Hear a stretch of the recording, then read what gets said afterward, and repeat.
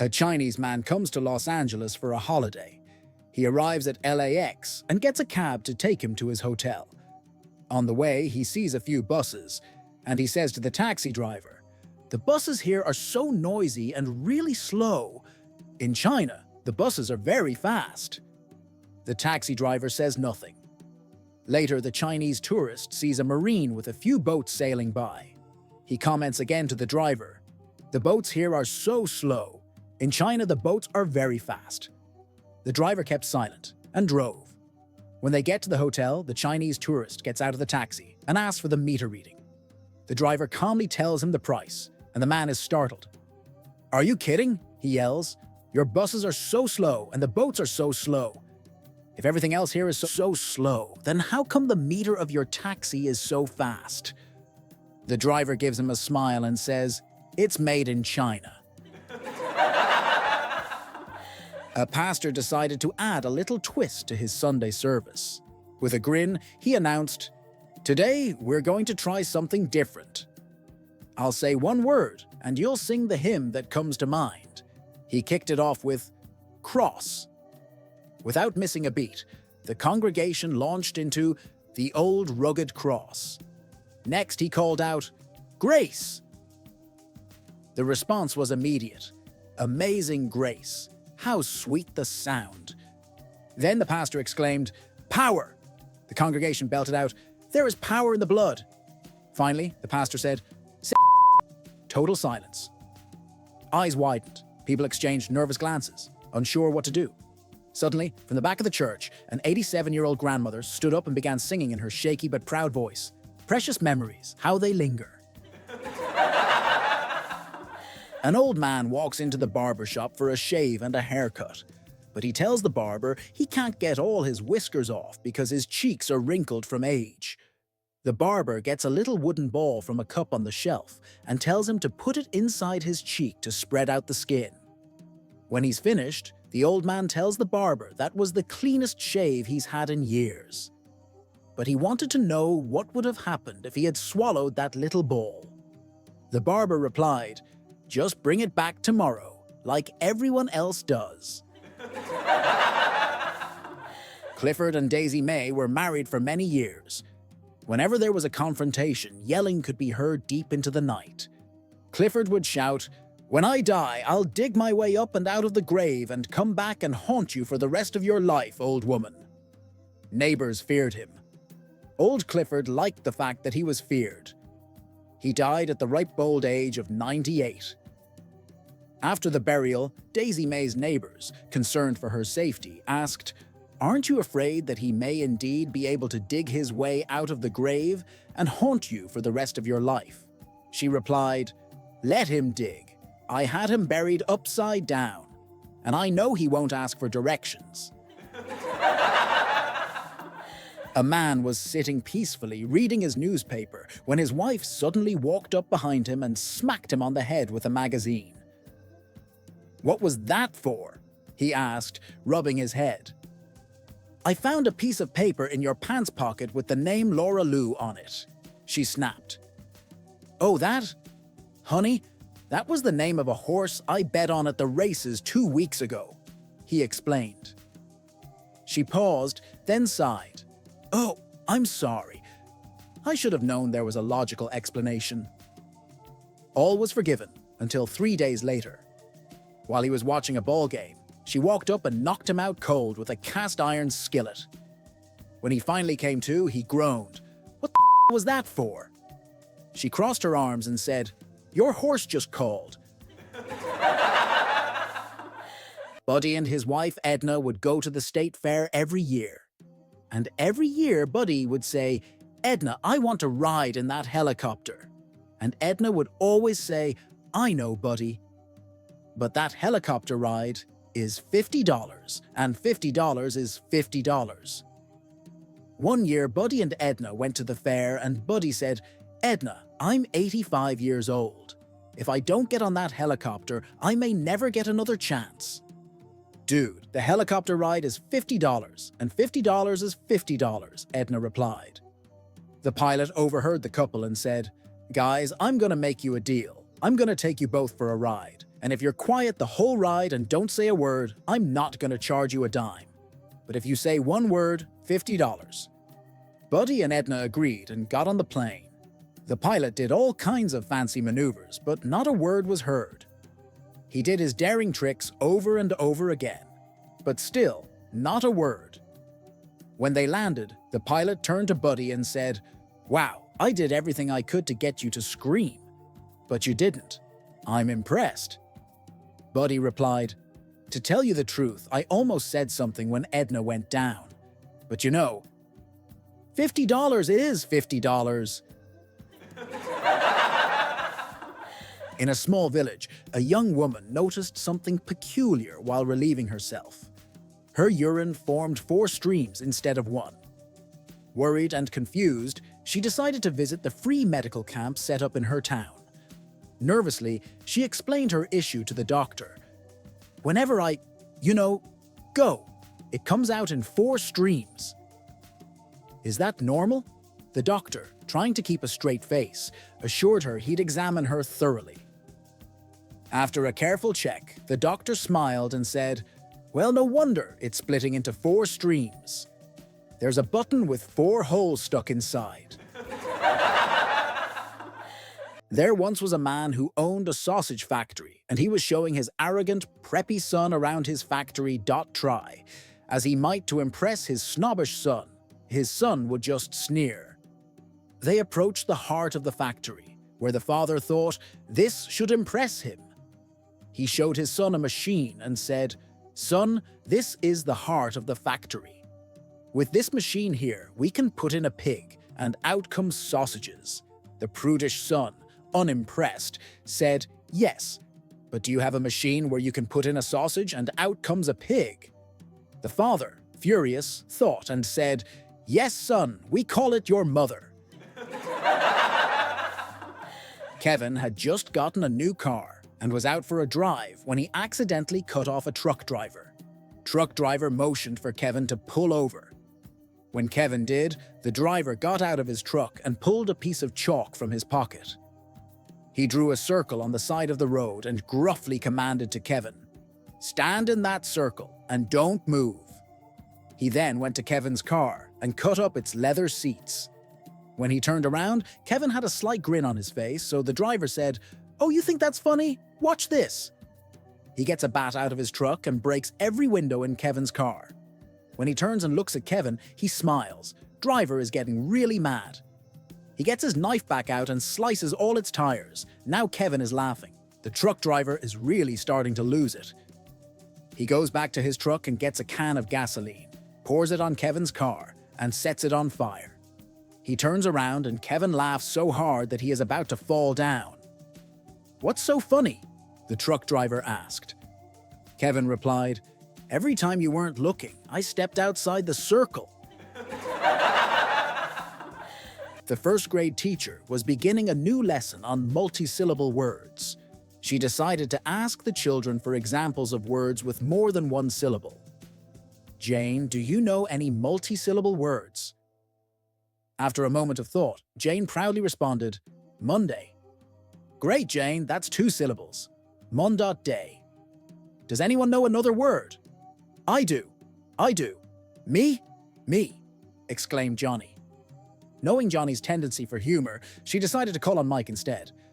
"Okay, Mike, what's your word?" "Saturday," Mike answered confidently. "Great, that's 3 syllables." Not wanting to be outdone, Johnny chimed in, "I know a 4-syllable word, pick me." Hoping Johnny wouldn't go too far, the teacher hesitated, then reluctantly agreed. "All right, Johnny, what's your 4-syllable word?" Johnny grinned and proudly said, "Mas, tur, but, chun." The teacher, shocked, tried to maintain her composure and said, "Well, Johnny, that's certainly a mouthful." Johnny, with a mischievous grin, responded, "No, ma'am, you're thinking of something else. And that's only 2 syllables." A man walks into the cinema with a dog. They start watching the movie, a comedy, and laugh all the way through it. When the lights go up, a woman who was sitting in the row behind tapped the man on the shoulder and said, I must say, I was really surprised to hear your dog laughing all through the film." "So was I," replied the man. "He hated the book." On a bitterly cold winter morning, a husband and his blonde wife were listening to the radio during breakfast. They heard the announcer say, "We are going to have 8 to 10 inches of snow today. You must park your car on the even-numbered side of the street so the snowplows can get through." So the wife went out and moved her car. A week later, while they were eating breakfast again, the radio announcer said, "We're expecting 10 to 12 inches of snow today. You must park your car on the odd-numbered side of the street so the snowplows can get through." The wife went out and moved her car again. The next week, they are again having breakfast when the radio announcer said, "We are expecting 12 to 14 inches of snow today. You must park." Suddenly, the electric power went out. The wife was very upset, and with a worried look on her face, she said, "I don't know what to do. Which side of the street do I need to park on so the snowplows can get through?" Then, with love and understanding in his voice, the husband replied, "Why don't you just leave the car in the garage this time?" A poor vagabond, traveling a country road in England, tired and hungry, came to a roadside inn with a sign reading, "George and the Dragon." He knocked. The innkeeper's wife stuck her head out a window. "Could you spare some victuals?" he asked. The woman glanced at his shabby clothes and obviously poor condition. "No," she said rather sternly. "Could I have a drink of water?" "No," she said again. "Could I at least sleep in your stable then?" "No." By this time, she was fairly shouting. The vagabond still continued. "Might I please?" "What now?" the woman interrupted impatiently. "Do you suppose," he asked, "I might have a word with George?" Two with sausage and meatballs, two without a doctor was having an affair with his nurse.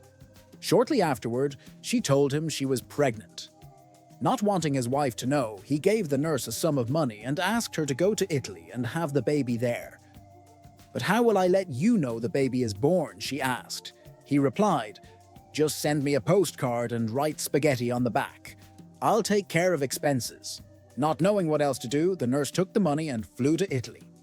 6 months went by, and then one day the doctor's wife called him at the office and explained, "Dear, you received a very strange postcard in the mail today from Europe, and I don't understand what it means." The doctor said, "Just wait until I get home, and I will explain it to you." Later that evening, the doctor came home, read the postcard, fell to the floor with a heart attack. Paramedics rushed him to the ER. The lead medic stayed back to comfort the wife. He asked what trauma had precipitated the cardiac arrest, so the wife picked up the card and read, "Spaghetti, spaghetti, spaghetti, spaghetti. 2 with sausage and meatballs, 2 without." Each Friday night after work, Ola would fire up his barbecue on the shore of Arthur's Lake and cook a delicious venison steak. All of Ole's neighbors were Catholic, and since it was Lent, they were forbidden from eating meat on Fridays. The mouth-watering aroma of grilled venison wafted over the neighborhood and became such a temptation for the Catholic faithful that they decided to speak to their priest. The priest visited Ola and suggested he consider converting to Catholicism. After attending several classes and studying, Ola decided to go through with it. On the day of his conversion, as the priest sprinkled holy water over him, he proclaimed, "You were born a Lutheran and raised a Lutheran, but now you are a Catholic." The neighbors were relieved, but when Friday night rolled around, the irresistible smell of grilled venison filled the air once more. The neighbors quickly called the priest, who rushed over to Ole's house, ready to admonish him. However, when he arrived, he stopped in his tracks, watching in amazement. There stood Ole, holding a small bottle of holy water, carefully sprinkling it over the grilling meat while chanting, "You were born a deer. You were raised a deer. But now you are a rainbow trout." The pearly gates of heaven. St. Peter is the receptionist at the entrance. Suddenly, a cat shows up. St. Peter says, "I know you. You were a very nice cat on earth, and you didn't cause any trouble. As a reward, I want to offer you one special gift you've always wanted." The cat thinks for a moment and replies, "Well, I always longed for a nice satin pillow like my master had, so I could lie on it comfortably." St. Peter smiles and says, "That's easy. Granted, you shall have your satin pillow as soon as you enter." Next, a group of mice arrives. St. Peter greets them. "Ah, I remember you. You were such good mice on Earth.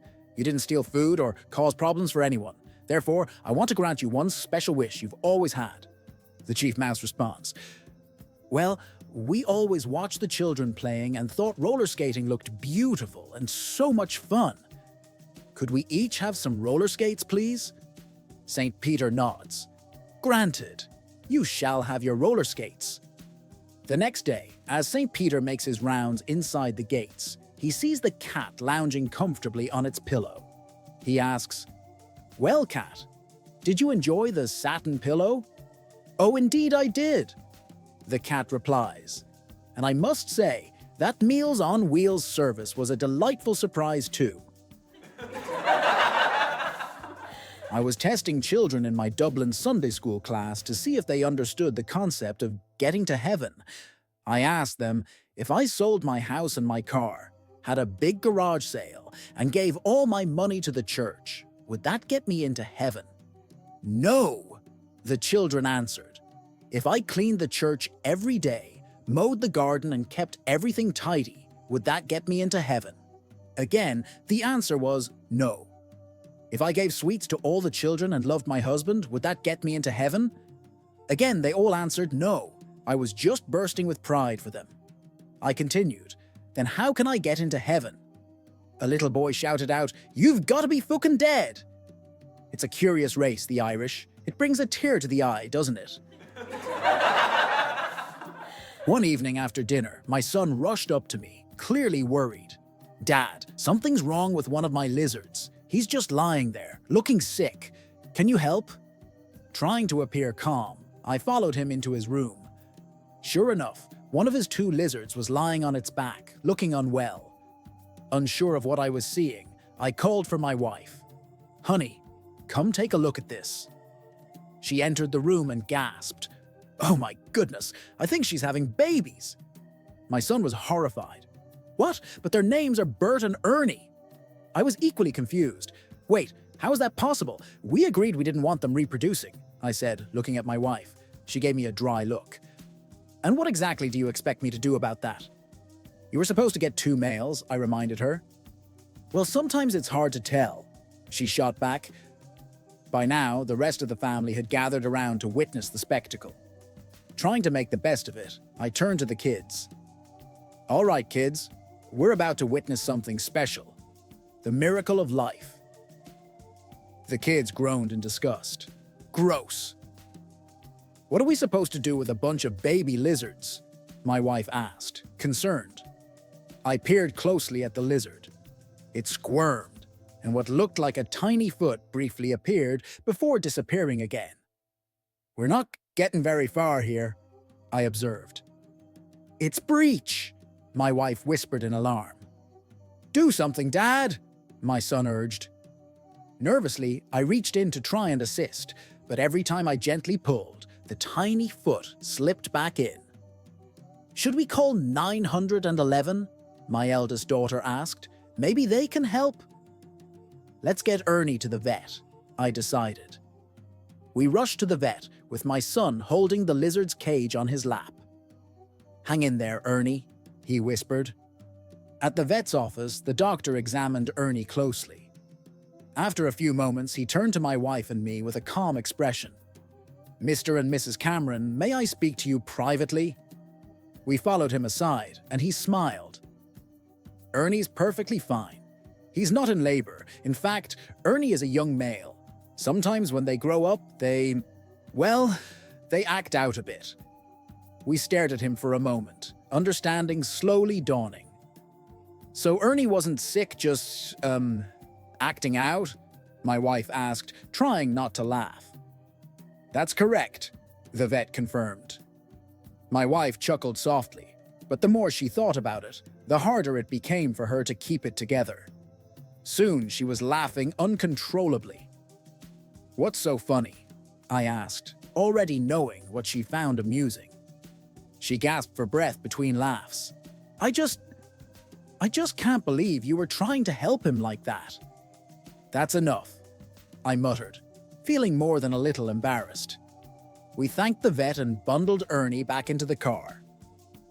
On the way home, my son, blissfully unaware, looked up at me. I'm sure Ernie's really grateful for what you did, Dad. Oh, you have no idea, my wife said, stifling another giggle. 2 lizards, $140. 1 cage, $50. Trip to the vet, $30. The memory of me trying to help the lizard. Priceless. Once upon a time, a man was fed up. Every day, he dragged himself to work for 8 grueling hours while his wife stayed home doing whatever it was she did. One evening, he couldn't take it anymore and decided to have a little chat with the big guy upstairs. Dear Lord, he prayed, I work hard all day while my wife stays home. I want her to know what I go through. Please, just for one day, switch our bodies so she can see how tough my life is. Now God, being all-knowing and having a wicked sense of humor, decided to grant the man's wish. The next morning, the man woke up as a woman. He blinked at his reflection in the mirror, shrugged and thought, how hard could this be? Spoiler, it was hard. By 6 a.m., he was cooking breakfast while dodging flying cereal bowls. He wrestled the kids out of bed like a WWE champion, dressed them, which somehow involved tying 27 shoelaces, and packed their lunches. After dropping them at school, he swung by the dry cleaners, wrestled a cart through the grocery store, and speed cleaned the house like a caffeinated Roomba. By 1 p.m., he was knee-deep in laundry, covered in dog hair from bathing the dog, and trying to figure out how a single cat could poop so much. He barely had time to breathe before it was time to pick up the kids. Cue chaos, homework arguments, snack negotiations, and a full-blown meltdown over mismatched socks. He ironed while watching Judge Judy, peeled potatoes like he was defusing a bomb, and breaded pork chops while dreaming of his old desk job. Dinner came and went in a flurry of dishes, crumbs, and complaints about broccoli. Then it was bath time, bedtime stories, and tucking the kids in. By the time he crawled into bed, he was an exhausted wreck. And then his wife, or rather he, gave him that look. Seriously? He muttered. But he went through with it because he was a trooper.